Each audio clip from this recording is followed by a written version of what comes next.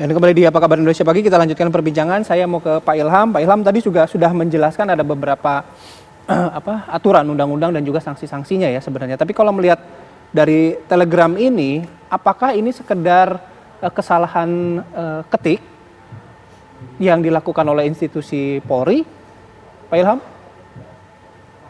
Mas Bayu, gini, saya boleh menerangkan dulu sedikit ya, bahwa bagaimanapun juga namanya dampak dari Telegram ini, pencabutan Telegram ini itu berdampak positif. Yang pertama, memberi keyakinan kepada wartawan dan seluruh masyarakat dan bahkan aparat kepolisian sendiri bahwa prinsip kerja jurnalistik secara universal itu buat wartawan adalah membuka hal-hal yang justru kerap mau ditutup oleh orang lain. Dan itu tidak ada penensoran, tidak ada pemberhentian dan pelarangan penyiaran. Ini penting buat TV-TV ini. Ya, jadi satu, saya justru mau berterima kasih kepada Kapolri karena sudah membantu mensosialisasi prinsip kerja jurnalistik itu. Dan yang kedua, berdampak positif juga buat polisi, internal polisi.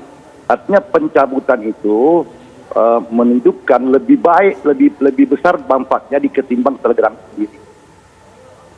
Ya, aparat kepolisian, aparat Kapolri dan jajaran Polri seluruhnya itu bisa memahami bahwa apa yang disampaikan Kapolri itu adalah sudah mengganggu sendiri Kapolrinya gitu. Ya. Yang ketiga, buat seluruh pejabat di negeri ini, jangan seenaknya untuk misalnya membungkam wartawan. Tidak mungkin, karena sejauh wartawan bekerja menurut prinsip kerja profesional, itu tidak ada hambatannya di Indonesia karena kita sudah dilindungi oleh pertama-tama sebenarnya konstitusi dan kemudian undang-undang pers. Nah, kalau ada tadi pertanyaannya apakah salah ketik, saya nggak tahu persis.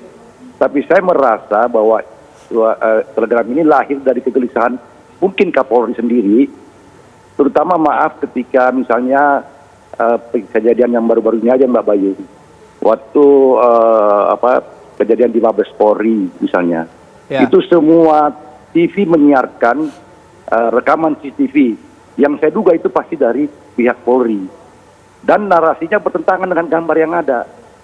Sehingga muncul pertanyaan publik bahwa mengapa siapapun orang itu, ZA itu, kenapa harus ditembak mati padahal posisinya di dalam gambar itu sedang terbuka, posisinya lepas dan hampir tidak menunjukkan satu tindakan yang membahayakan petugas polisi. Tetapi ditembak mati, kenapa tidak lebih penting menyelamatkan jiwanya supaya kita bisa mengorek banyak informasi tentang aksi-aksinya gitu. Oke. Gitu. Berarti mungkin ada momen-momen tertentu yang akhirnya melahirkan Telegram ini begitu. Maksudnya Pak Ilham begitu ya? Iya. Jadi memang audiovisual itu berbahaya sekali karena ketika Anda menampilkan gambar seperti waktu di Mabes Polri, TV menyebutkan kan tembak-menembak, tidak ada tembak-menembak di situ. Iya, oke. Lalu kemudian menyerang. Mana menyerangnya? Satu orang kok. Dan orang itu, ZA itu berdiri bebas, jauh dari anggapan yang membahayakan petugas polisi. Tapi ditembak mati gitu. Itu Mbak, Mas. Jadi gitu. Dan ini bagus, ini gambaran bagus buat petugas polri sendiri di lapangan. Saya mau ke Mas Usman, kalau melihat kan sebenarnya ini tadi dikatakan oleh Pak Ilham adalah media juga menggambarkan begitu ya bagaimana kinerja Polri sendiri. Bagaimana walaupun kita sudah tahu Telegram ini dicabut, memastikan kebebasan pers ini masih ada, tetapi kita juga bisa mengawasi agar Polri ini juga tetap transparansi, akuntabilitas begitu selama bekerja atau mengayomi masyarakat. Ya, benar sekali Rati. Yang pertama memang kita harus memastikan bahwa proses kerja kepolisian, proses hukumnya tetap harus berjalan transparan. Yang kedua juga harus ada jaminan untuk kebebasan pers. Tadi Pak Ilham juga sudah menekankan tentang kode etik jurnalis. Jadi kekhawatiran bahwa media akan mengungkap sesuatu yang berlebihan itu diikat oleh kode etik mereka sendiri dan ada aturannya sendiri, undang-undang sampai dengan misalnya Dewan Pers. Nah yang ketiga sebenarnya ini menyangkut masyarakat, yaitu mereka yang katakanlah disangka melakukan tindakan pelanggaran hukum. Saya ingin apresiasi tadi Pak Ilham sudah sangat benar ketika mempertanyakan tindakan kepolisian di dalam kasus Mabes Polri kemarin ketika seseorang ditembak mati dalam posisi yang tidak membahayakan keselamatan petugas. Nah mungkin perlu ditekankan kembali oleh Kapolri bahwa dalam situasi-situasi yang seperti itu mestinya tindakan penembakan untuk melumpuhkan. Yang berikutnya adalah dalam konteks penetapan tersangka atau reka ulang. Nah, sebenarnya pihak kepolisian memang sudah sangat terbuka dengan mengundang media dalam konteks reka ulang. Ya. Nah, tetapi media juga kan berpikir sangat kritis ketika mempertanyakan kejanggalan-kejanggalan dalam kasus reka ulang, seperti misalnya penembakan anggota Laskar FPI belum lama ini. Atau dalam kasus lain, polisian seringkali mempertontonkan tersangka-tersangka yang mereka tindak secara tegas gitu. Entah itu dalam kasus narkotika atau dalam kasus-kasus yang lain. Nah, ini sebenarnya sesuatu yang sangat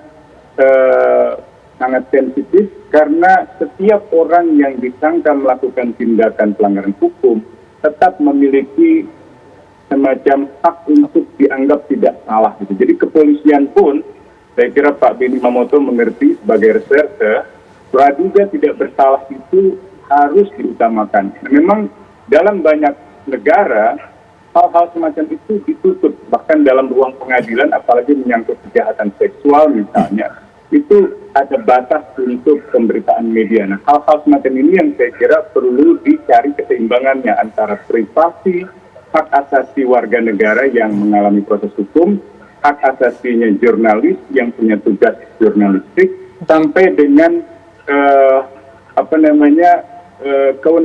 kewajiban polisi untuk tetap bersikap transparan di dalam menjalankan fungsi-fungsi dan tugas-tugas pokoknya. Oke, baik. Saya terakhir ke Pak Beni. Pak Beni, untuk merespon apa yang disampaikan oleh Pak Ilham dan juga Mas Usman, Pak Beni.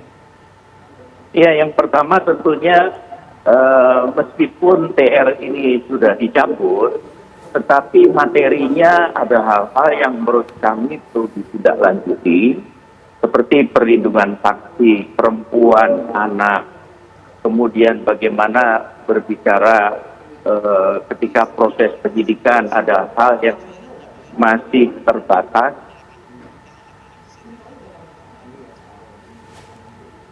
nanti pengembangan kasus dan sebagainya.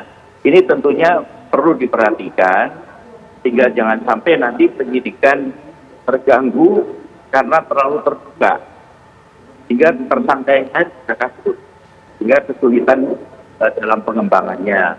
Kemudian juga yang perlu kami sampaikan sendiri, yaitu menyangkut masalah kalau di situ dicantumkan bagaimana berkaitan dengan bahan peledak, bagaimana cara pembuatan, ini juga perlu menyangkut masalah narkotika. Itu saya lihat juga ada beberapa hal kerawanan. Nah, hal-hal teknis inilah yang menurut kami perlu ditindaklanjuti, hanya bentuknya apa.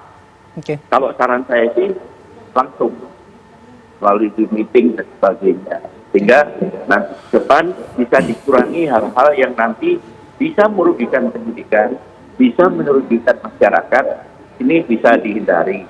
Kemudian berkaitan yang disampaikan oleh Pak Ilham dan Pak Usman tadi, karena kaitannya menyangkut apa yang terjadi di Mabes Polri, memang berbagai pendapat, berbagai analisis bisa muncul.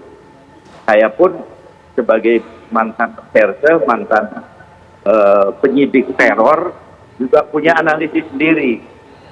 Tidak hanya menyangkut masalah bagaimana sistem pengamanan di dalam Mabes Polri, tetapi juga belajar dari pengalaman yang ada dengan senjata yang dipakai itu sama persis dengan senjata api, sehingga tidak mungkin petugas tanya itu softgun atau airgun atau senjata api, kan tidak mungkin. Dan ini sudah terarah loh, dari rekaman itu sudah langsung ke tugas. Nah, ini perlu analisis juga, perlu kajian, perlu evaluasi untuk bagaimana ke depan tidak terjadi lagi. Oke, baik. Terima kasih Pak Beni, Mas Usman terima kasih, Pak Ilham juga terima kasih sudah meluangkan waktu dan juga berdiskusi bersama kami pagi hari ini. Selamat beraktivitas kembali, semoga sehat selalu. Assalamualaikum warahmatullahi wabarakatuh. Waalaikumsalam.